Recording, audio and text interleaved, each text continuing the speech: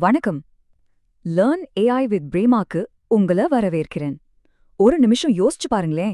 நீங்க கடைசியா பார்த்த ஒரு சினிமா அல்லது கேட்ட ஒரு பாட்டு உங்களுக்கு ரெக்கமெண்ட் பண்ணப்பட்டதா? உங்க இமெயில்ல தேவையில்லாத ஸ்பாம் மெயில்ஸ் எல்லாம் தானா ஒரு ஃபோல்டருக்கு போகுதா? இதுக்கெல்லாம் உங்க பதில் ஆமா அப்படின்னா நீங்க ஏற்கனவே ஆர்டிஃபிஷியல் இன்டெலிஜென்ஸ் அதாவது ஏஐய பயன்படுத்திட்டு இருக்கீங்கன்னு அர்த்தம். ஆனா அது எப்படி வேலை செய்யுது? வாங்க இந்த அசாதாரண டெக்னாலஜி ரொம்ப சிம்பிளா புரிஞ்சுக்கலாம். ஏஐனா நம்ம எல்லாரும் ஏதோ ஃபியூச்சர்ல வரப்போற டெக்னாலஜின்னு நினைக்கிறோம். ஆனா உண்மை என்ன தெரியுமா? அது ஏற்கனவே நம்ம வாழ்க்கையோட ஒரு அங்கமா மாறிடுச்சு. நம்மளோட ஒவ்வொரு நாள்லயும் ஒவ்வொரு நிமிஷமும் நம்ம கூடவே இருக்கு. நம்மள பல பேருக்கு அது தெரியறது கூட இல்ல. எப்படின்னு பார்க்கலாமா? உங்க இன்பாக்ஸுக்கு வர்ற தேவையற்ற எரிச்சலூற்ற ஸ்பாம் மெயில்களை எது தடுத்து நிறுத்துதுன்னு பாஜாவியா யோசிச்சிருக்கீங்களா? அதுதான் ஏஐ. இந்த ஸ்பாம் ஃபில்டர்ஸ் கோடிக்கணக்கான மெயில்களை அனலைஸ் பண்ணி எது ஸ்பாம் எது நல்ல மெயில்னு பேட்டர்ன்ஸை கத்துக்குது. நீங்க ஒரு மெயிலை ஸ்பாம்னு மார்க் பண்ணும்போது அது இன்னும் ஸ்மார்ட் ஆகுது.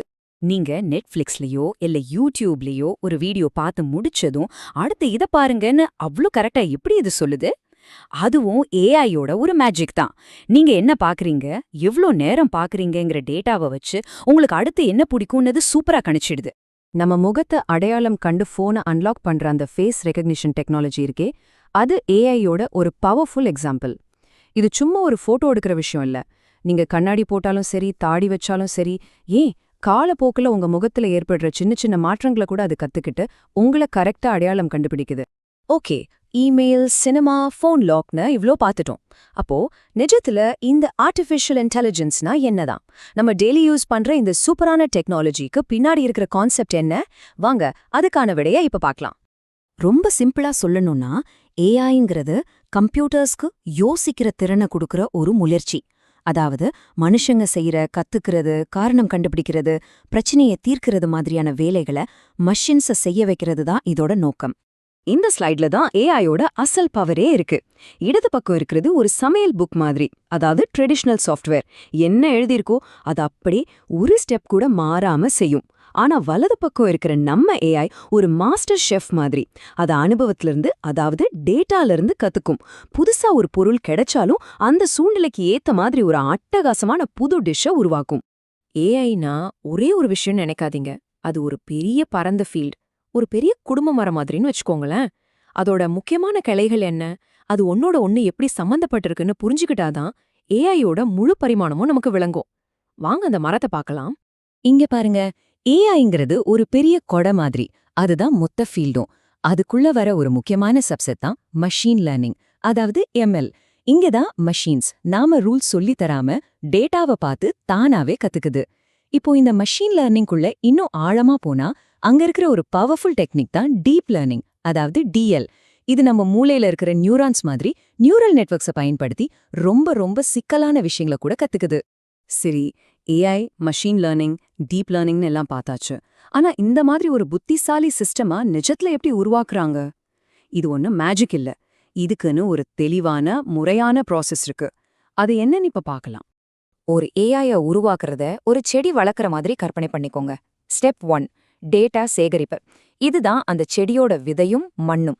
நல்ல சுத்தமான டேட்டா இல்லாம ஏஐ வளராது, அது ரொம்ப முக்கியம். Step 2, model training. இப்போ அந்த டேட்டாவை வச்சு மாடலுக்கு ட்ரெயின் பண்றோம். இது செடிக்கு தண்ணி ஊத்தி வளர்க்குற மாதிரி. ஸ்டெப் 3, மதிப்பீடு. செடி வளர்ந்து பழம் வந்ததும் அது நல்லா இருக்கான்னு டேஸ்ட் பண்ணி பார்ப்போம் இல்லையா?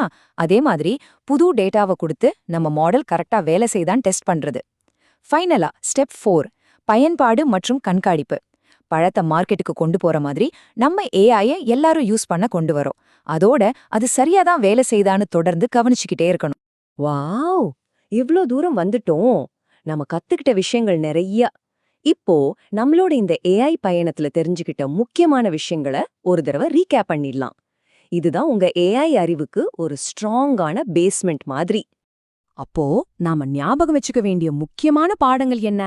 முதல்ல, ஏஐ சும்மா கட்டளைகளை ஃபாலோ பண்ணாது, அது டேட்டால இருந்து கத்துக்கும்.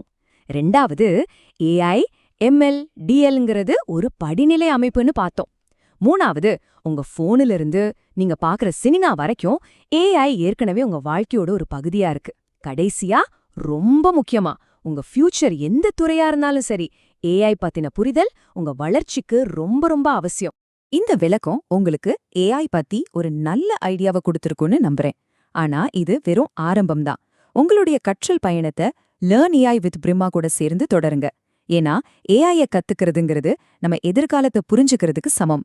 அந்த எதிர்காலத்துல நாம முன்னேறி செல்லவும் அதுதான் வழி. நன்றி.